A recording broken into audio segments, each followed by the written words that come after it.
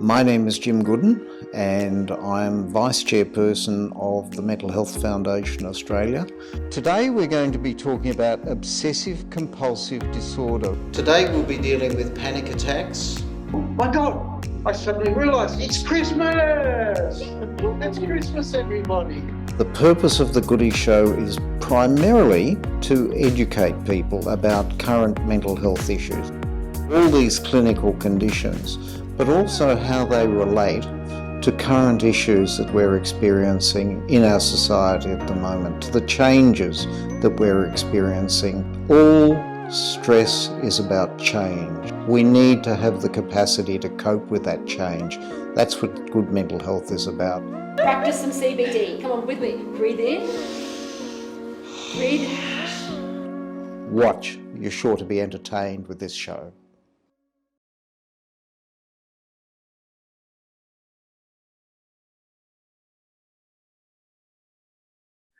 Hello everybody, welcome to the second season of the Mental Health Foundation Australia, the Goody Show.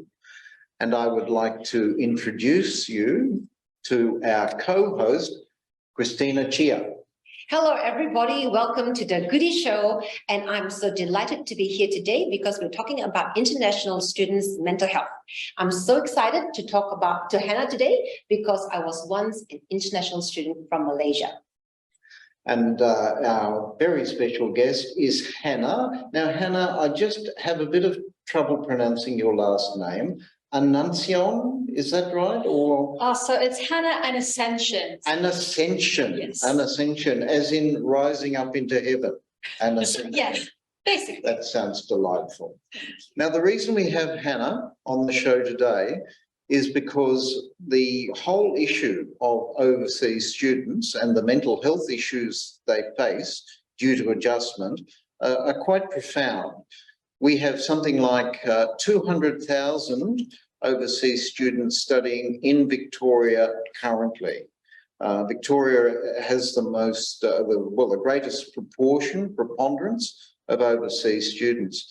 Given Australia-wide, there are more Chinese students than any other nationality. There are approximately 140,000 Chinese students.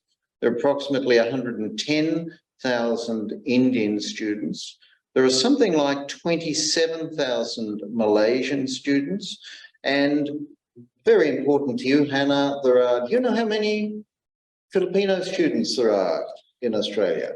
My guess is around about 12,000 at least. A little bit more, actually, 15,000. Oh. So that's quite a lot. That's quite a lot, isn't it? That's Still, a lot. it's not bad. It's not bad.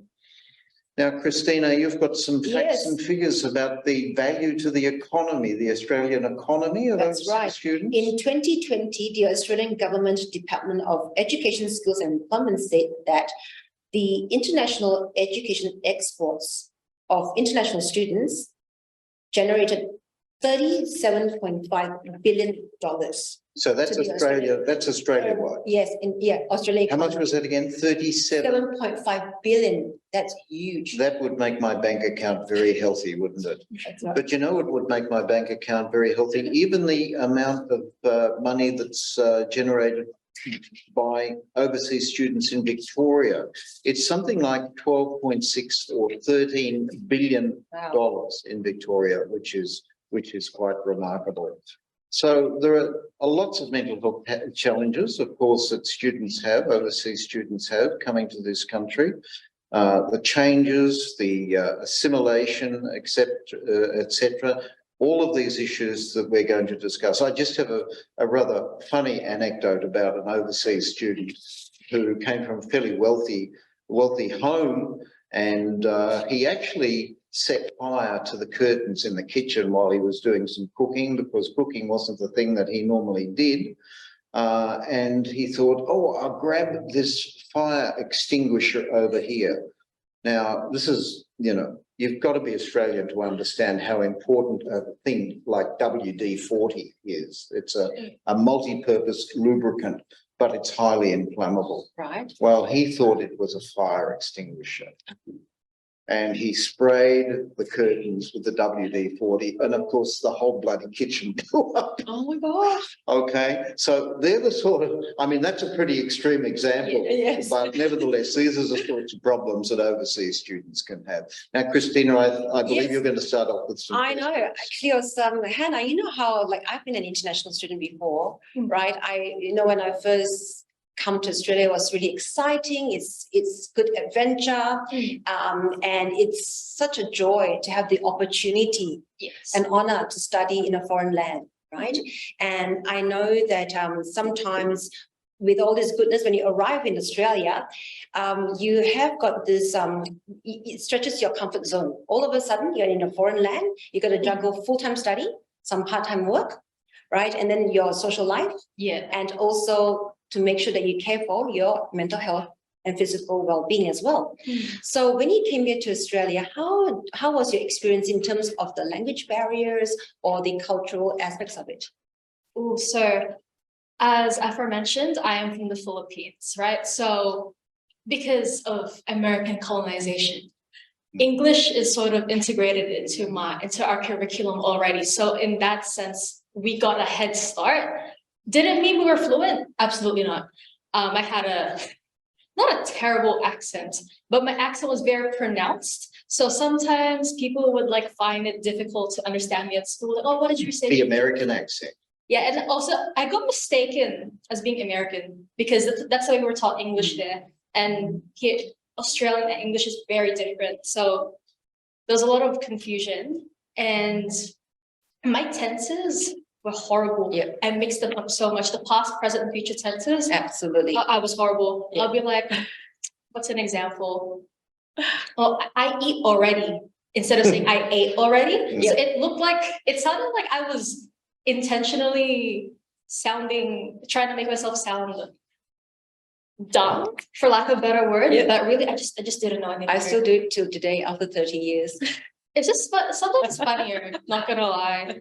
And in terms of cultural barriers, there were a lot. Oh my goodness. I think the first thing when I started getting at that age where I was like going to people's houses and meeting their parents, they'd introduce me to themselves as oh, you can call me Kathy. I'm Filipino, I'm Asian, you see. We call everyone uncle and auntie. If not, we gotta moving back home. And so every time all my like friends' parents would be like, oh, you can just call me like by my first name. And I'm like, I absolutely cannot. And I would insist on calling them uncle or auntie. I still struggle with it now. Even after being here for quite a while, I'm being accustomed to everything. And in terms of cultural norms, another thing, I have a funny story. You know how in Australia, everything is closed during Christmas? Yep. In the Philippines, Christmas is a very important time, right? Everything's open because a lot of us are of like Christian or like Catholic background. So Christmas is a really big thing. And everything remains open during Christmas. So my family thought that the same thing would apply to Australia and that all the shops would be open. We planned to do some like hefty shopping, eat a lot of food. And so we drove to the shops and we were so confused because like in the highway, we were like, it's so empty. This is good. And then we got to the parking lot. Empty. And then we tried to enter the building and it was also empty. And we were like, oh, everything's closed. And so we went back home. We were like, oh, we don't know what we're going to do now. But Is it Christmas Day itself? Christmas Day itself, yeah. So we were expecting everything to be open. But you live, you learn. Yeah. And That's fantastic. That's a really good anecdote. It's very interesting stuff. Tell me, because you had this background in English and because of maybe the American influence, do you think that maybe made it easier for you to assimilate or integrate as a student in Australia than perhaps some other cultures or countries? And I know that's a difficult question for you because, you know, we're talking about it from your perspective, but in your interaction with other students, did some cultures find it particularly difficult in your view to integrate? Were there some groups that, yeah, this was tough for them, more tough for them than me? I think I had an advantage knowing English. Yeah.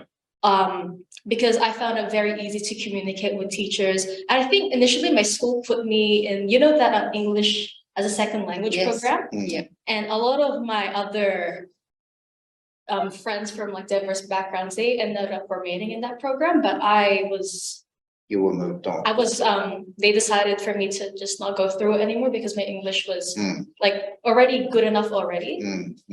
And so I do find that even with my like other encounters with international students now at uni,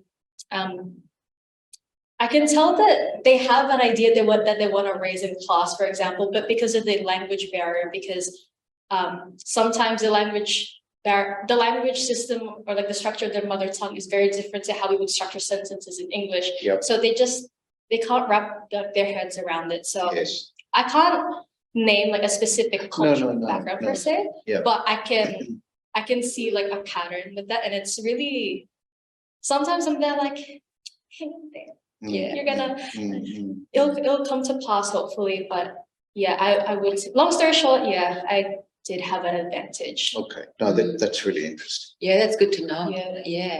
I was going to ask, in terms of like friendship groups, right? Do you find that as international students, do you gravitate more towards the international, like hearing from you, I know you've got lots of empathy and compassion for international students. Was it like a barrier for you, but for you to integrate or assimilate with the groups in school or at uni? I think when I was in like in my younger years, because when you're like a little bit younger, the gravity of being an international student doesn't really sink in that much. I feel like, because I found it, how do I say this? Now that I'm older and now that I can see that there are issues that pertain specifically to international students and people of my like demographic, I find it easier to relate to other international students and to other people from diverse backgrounds. Not because I have anything against anyone who isn't, but it's because I am not able to relate to them as much. So like the whole struggle of assimilating to a new culture, the whole trying to juggle Australian values and the values that we hold back home. Yep. That's something that I can talk about more in depth with them compared to other people that aren't. I guess you had an advantage in a sense coming from a predominantly Christian country.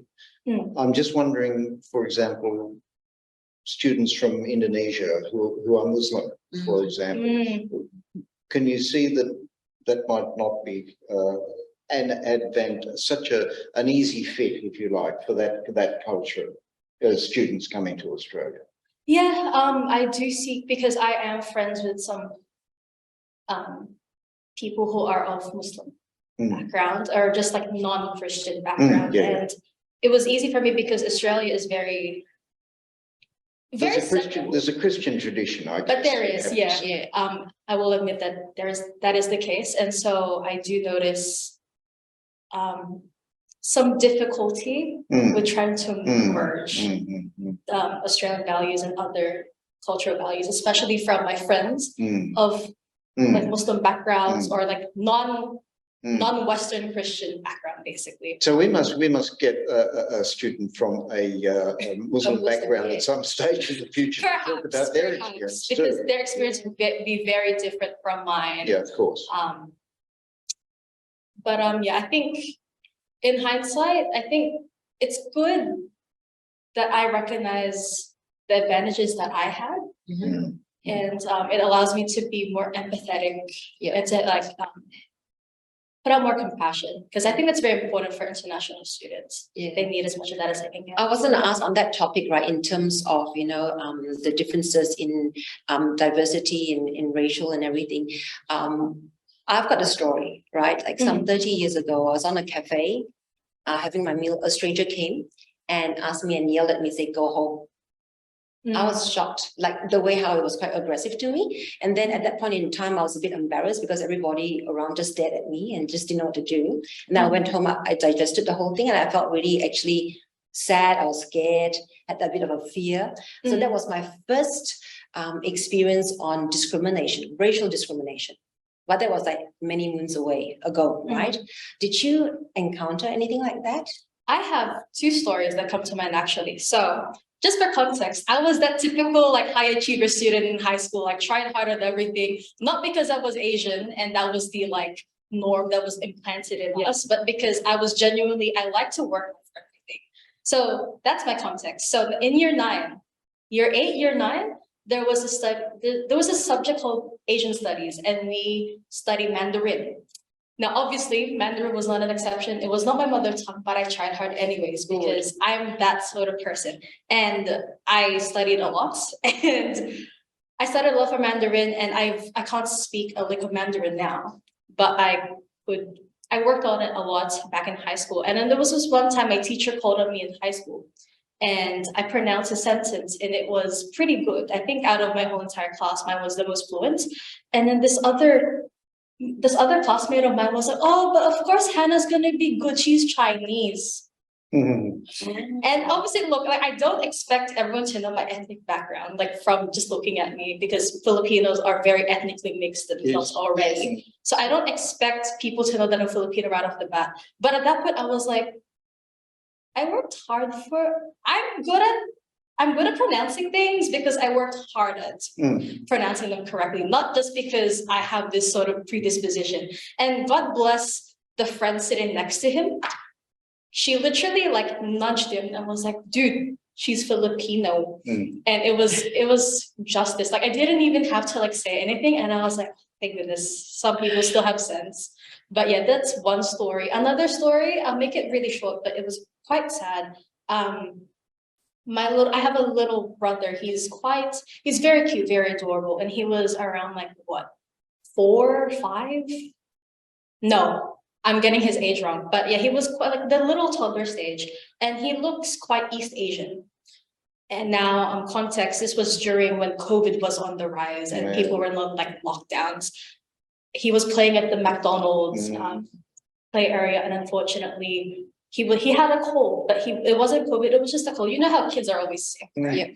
Anyways, a group of these kids like saw him and they were like, oh, COVID, stay away from him, he has COVID.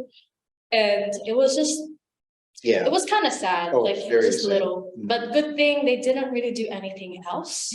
But obviously then my whole family and I were just there at the park, the playground, like eyeing these little kids, like y'all better not do anything. But yeah. Now, talking about your family, homesickness, being away from home and your friends, etc., the loneliness, did you experience that to any great extent? I think the homesickness hit me before I left the country. Before I left my home country, before I left for the Philippines, I told my class, I had a whole class announcement. I was like, hey guys, I'm gonna go to Australia forever, basically. It was very dramatic. We were all crying. And it was funny because I was still technically in the Philippines. I was still home, but I was already feeling the sort of like homesickness, the anticipation that I wasn't going to have all these friends again. I'm not going to have like the same family networks anymore because I'm going to be in a different country now. The big change, the big adjustment. Because back home, family is a very important thing. I come from like a collectivist culture. So everyone, it's not always nice. Not everyone will have your back all the time, but that's a sort of like norm. Like you're always with your family. You don't go apart from them. And so I found it really isolating for a little bit because I talked to my friends. And isolation is very bad for your mental health, of course. Oh, very bad. And loneliness as well.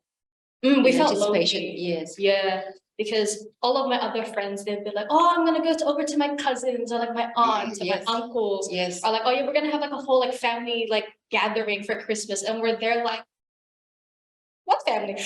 Yeah. They're all back home. But yeah, it's gotten better now. But especially when I first migrated here, and my family and I first migrated here, it was very isolating in the sense that we have no one's got our backs. We felt like we were just doing everything by ourselves. So that was very challenging.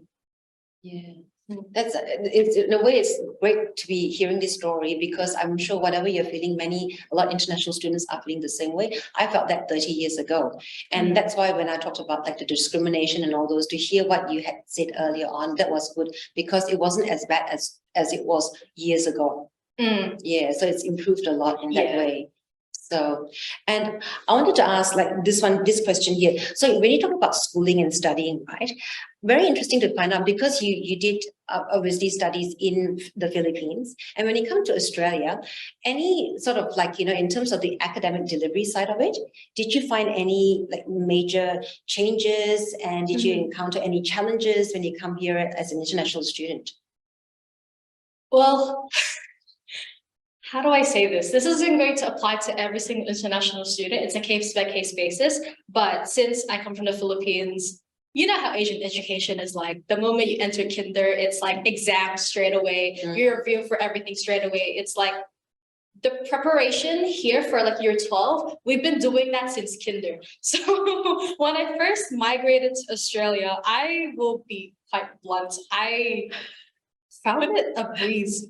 But in the good, well, not in the sense of, oh, it's too easy, I'm so bored. It was more of the, wow, I can actually go home and not spend 3 hours of homework every single night on every single subject. That's amazing. I felt, it felt liberating at first, but I think because back home, it's like, it's test. Exam preparation straight away. It's very competitive, very rigorous. Would not recommend for anyone's mental health for that matter. But since back home, you're already used to that sort of style of study. So the moment that you prepare to enter like college, people are still going to struggle. Don't get me wrong, but students are already used to that like rigorous system. Whereas for me, it felt like when I first immigrated here, that rigorous system like stopped. And so I didn't get used to it. And then came high school and then came having to have a high enough ATAR to get into my dream uni course. I was there like, I don't know how to study. Everything that because it had been laid out for you, planned in a sense in your earlier environment in the Philippines. But here it was like, it was gone. And so I had to like restart from scratch. So that's a different study struggle, but I do acknowledge that for other students who didn't already know English and who learning English is already a struggle, and then having to like study on top of that, I noticed that they were struggling not a lot more. I don't think it was that sense, but they had to catch up in much more different ways than I had to catch up, for example. So okay, so look, I want to get down to some practical sort of issues in a sense, it can be a great burden for families, of course, to pay for students to come to Australia and study in this country. Did you have any personal question? And I apologise in advance for asking it. But was it a burden on your family, yourself? Did you have to work? Did your family have to sacrifice very much for you to be able to afford to study in Australia?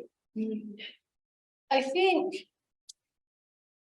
I didn't really think about it in that way, but I guess I'm growing up in a single income household, so it's only my dad that works. And so well, that's a problem for a start. That is stressful. And so I remember during like my high school years, in my head, I was like, I need to work. I think it's the eldest like sibling in me that's like, I need to step up too for my family. So that's a pressure. Yeah, so that was a pressure. But the thing is, I think I'm going to tackle the issue from like a different angle, I guess. Because we know that international students generally, they find it hard to manage like working and studying at the same time. But I think another aspect that isn't really talked about is the fact that, especially for us international students, where we come from a country where studying is so emphasized over working, for instance, I think that's where some of us struggle, because we grew up thinking that we need to just study first, work later. And we grow up being indoctrinated with the sense of, if you study, that's like your one-way ticket out of poverty. That's like your one-way ticket to success. So a lot of us, part of the reason why we find it hard to juggle working and studying is because some of us, we find it really hard to grasp the concept of prioritizing work over study, for instance. A lot of us feel like we need to prioritize studying over everything. So that's a work-life balance Yeah. in a sense, but you prioritized it in the sense that work was more important than your social life or your social development, these things. Yeah. But you were aware of that at the time, that maybe you were sacrificing friendships, going out, relationships, for the sake of the work, for the sake of the study. Yeah, I think there is that sacrifice. The typical like young adult story where you're like going out all the time. Don't mind you, I still go out, don't get me wrong, but I think because of that like pressure that I had, especially since when I finally started working, I had to like cancel all my friends a lot because in my head it was like socialization later, you gotta like help provide for the family first. If not your family, then at least yourself, so that your family doesn't have to worry about you, that type of thing. So every single time my friends would be like, Hannah, are you free? I'm like, no. What is it this time? I have an assignment. Or it's like, Hannah, are you free today? No. Why? I'm working until 9. But you didn't find that necessarily a pressure because you were almost conditioned to be that way. Yeah. So I was going to ask, like, you talked about when you came, you felt homesick, then you felt lonely, a bit isolated, and then you had the pressure of managing your workload, your study workload and working as well. So during that journey, at any point in time, I know it's quite personal, did you felt anything like in terms of mental health, that did you like dipped into whereby you got anxiety because of the overwhelm that's happening, or if you have, how did you manage that? Ooh, I think the COVID exacerbated this for a lot of people, I feel like, and I am not an exception to that. I think during COVID, where times are very unpredictable and there was no like stability or security of sense of anything, I was also one of those like international students who were like, what's gonna happen now? What's gonna become of me? I think what helped me personally to like manage the anxiety.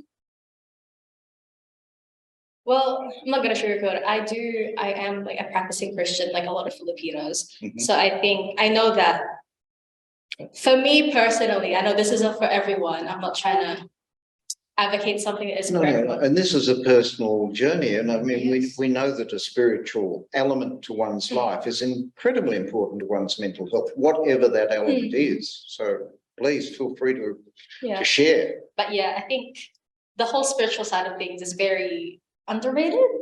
Very underrated. Yeah, especially as someone who's like studying psychology in uni now, everything feels so technical. So like the spiritual side of things don't really get touched on.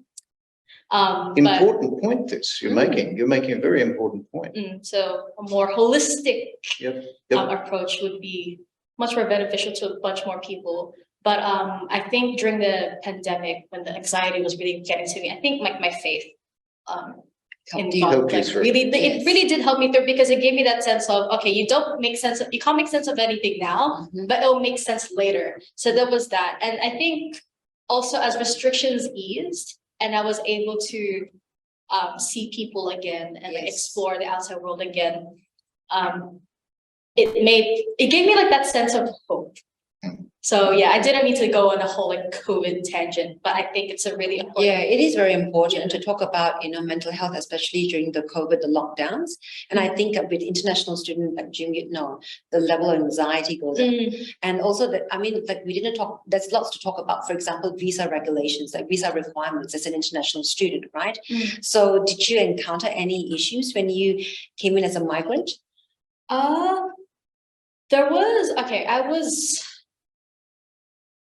It's been a little bit of a while since, so I don't remember the whole visa thing in detail, but I do remember because my whole family and I migrated here, but we didn't all migrate at the same time. It was my dad first who migrated. There was a lot of anxiety regarding that too. So I remember my mom would always tell us, oh, pray every night, pray that your dad will get his visa. But he's lucky, or like he's like quite blessed in this regard, because I think at the time Australia was looking for skilled Mm. migrants. So I think they were looking for mechanics Mhm. at the time. And my dad happens to be a mechanic, God bless him. Right. And so since he fit that criteria, I guess, Mm. we were thankfully able to migrate. Mm. But even though like he fit the criteria, technically speaking, there was still anxiety inducing because you can't guarantee. And this is a very, very complicated area, isn't it, with Mm. visas and students getting visas. So it must be a huge burden to some students. Mm. Unfortunately, we only have half an hour to talk to you, but I think we could talk to you for another half hour, maybe even another 2 hours. So I'm terribly sorry that we have to end this because it's wonderful to have such an articulate and expressive person as yourself as a guest to share their experiences. And I think our audience will really have benefited from your insights. And we've been very privileged to be able to have you here and to hear them. Now, I turn over to you, Christina, because you've got some people that we need to really be Yes. very grateful to and to thank That's right. for Firstly, today's production. that's right. Thank you, Jim. So I want to thank Ash and Archer for sponsoring this outfit today. So Ash and Archer is a local brand. As you know, Jim, I'm a passionate supporter of local businesses, local talents, local designer. So I love Ash and Archer's brand that's inclusive, it's ethical fashion, and it's relevant for all shapes, sizes, and ages. That's one. So thank you, Ash and Archer. Another person that I really need to thank is Andrew Lee from Andrew Lee and Associates, who's generously sponsored this episode today. And Andrew Lee is a successful businessman, and he's got a heart of gold for the community as he has been supporting students from all over Australia and Asia for the last about 30 to 40 years. And did you know, Jim, that Andrew is Malaysian and he is an international student from Malaysia in the 1960s. Wow. So one of the early ones. One of the early ones. That's right. Excellent. Isn't And that wonderful? someone like him who's done well in his business and now, you know, wanting to do something back for the community. I think it's absolutely wonderful, and I send my praise to Andrew Lee, who obviously came to this country as a student, decided that he wanted to remain here, and decided that he wanted to contribute to this country as an Australian and has done so. And so to you, Andrew, if you're listening, and I hope you are, our great thanks, not only for being a productive, contributing Australian citizen, but also a wonderful success story as a former international student to this country. So thank you very much, and thank you very much, Christina, for introducing us to him. Yes. I want to conclude here. I just have a little anecdote, something that I did yesterday, which was lovely because we like to finish on a nice mental health note. My wife and I went to the Cranbourne Botanical Gardens on the outskirts of Melbourne. Delightful place, native plants, natural Australian landscapes, etc. Beware of the snakes, the wombats, the echidnas, etc. However, if you're feeling low or you're feeling unmotivated in any way, sit in the eucalypt garden still for 15 minutes. Let the smell of the lemon-scented gums waft into your lungs. Just quietly allow. We won't call it meditation, we'll just call it sitting still and enjoying the environment around you. Just 15 minutes, you will feel better. If you don't feel better, then come and see the Mental Health Foundation because we'll get professional help for you. Right. But this is a good way of assisting. So our next production, which will be on the 31st of May, don't forget, 31st of May, we will be talking about supervised injecting rooms, and we will have Dr. Nico Clark, who's the deputy head of the Richmond Supervised Injecting Room, and we'll be bouncing him off, if you like, and I've just dropped my piece of paper as I would, of course. How silly. We're excited for next month. Wonderful introduction or ending to the show with Associate Professor John Fitzgerald, who is a psychologist and criminologist. So how good a combination is that? So until then, thank you, both of you, Thank you. Christina, and especially you, Hannah, for your bravery and contributions today. Goodbye from the Goody Show. Thank you.